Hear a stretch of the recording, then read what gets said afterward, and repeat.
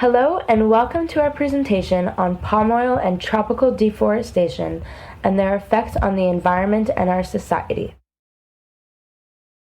Let us first look at where palm oil comes from. The fruits that grow on palm trees is what produces the palm oil that we generally refer to. Each bunch of fruit weighs up to about 50 kilograms, and a palm tree produces a dozen or so bunches each year. Every 10 kilograms of fruit yields about 4 kilograms of palm oil. Palm oil is considered to be very high yielding and serves as an important source of income in Indonesia and Malaysia. While oil palms themselves are not environmentally damaging, as tropical plants, their cultivation requires the clearing of precious tropical rainforests in Southwest Asia. Such practices cause carbon emissions, social conflicts among indigenous people over land claims, and loss of biodiversity leading up to threats of extinction. Our presentation will cover these issues as well as explore a possible solution. Moving on, we can highlight that palm oil production naturally has a negative impact on fauna. For instance, this industry has largely been responsible for habitat destruction, and particularly the habitat of the orangutans. Their natural habitat consists of the Sumatra and the Borneo Islands in Indonesia. Nowadays, palm oil production has destructed more than 11 million hectares of forests in Indonesia. As a result, this situation has pushed the orangutans to abandon their natural habitat for more urban areas, which often leads to a direct confrontation between them and humans. Unfortunately, the orangutans are now listed as an at-risk species due to palm oil production. It is no secret that our world's primary rainforests function as the lungs of our planet. Rainforests and peat swamps store vastly more carbon above and below the ground than palm plantations. A study from the Yale School of Forestry and Environmental Studies suggests the expansion of palm oil creates massive carbon dioxide emissions. In 2010, land clearing in Kalimantan on the island of Borneo emitted more than 140 million metric tons of carbon dioxide, an amount comparable to the annual emissions of 28 million vehicles. Fossil fuels remain the greatest contributor to climate change, but how much of our planet's pristine forests should be developed into biofuels before we end up worsening the problem remains to be seen. In an interview with a local Indonesian, the importance of the deteriorating culture is highlighted. The most important thing is not compensation, but recognition of our rights, says Ranik.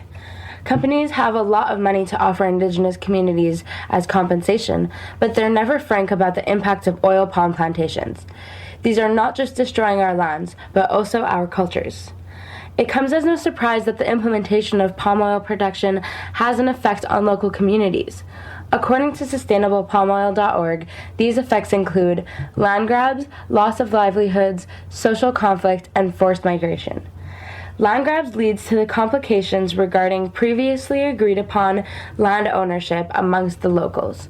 When external powers alter these agreements, social relations are in turn affected.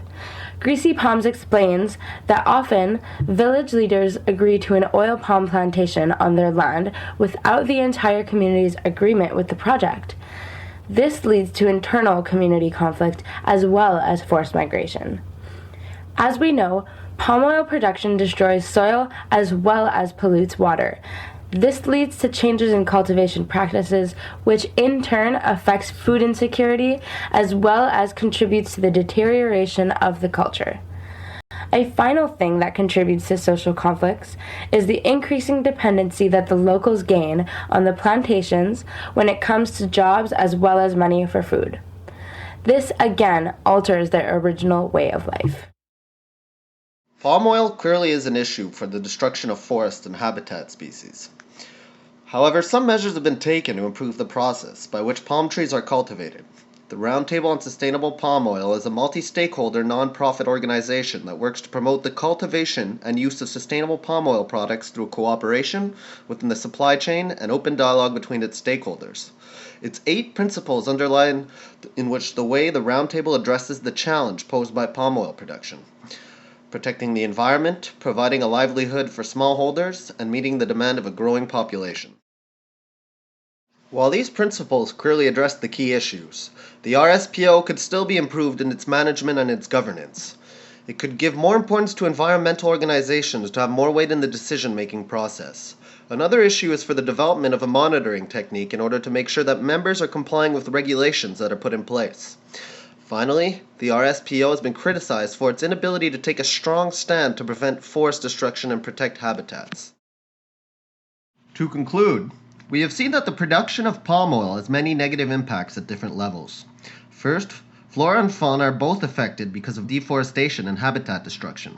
Because of this, many species such as the orangutan are listed as endangered. Moreover, as a result of deforestation, the primary carbon sinks are being removed, thus further contributing to climate change. Not only are we witnessing a massive destruction of pristine forests, we're also affecting the well-being of certain local communities which suffer from land grabs and internal social conflict. However, all these negative consequences are being mitigated through the RSPO, a concrete solution for bringing about sustainability in palm oil production.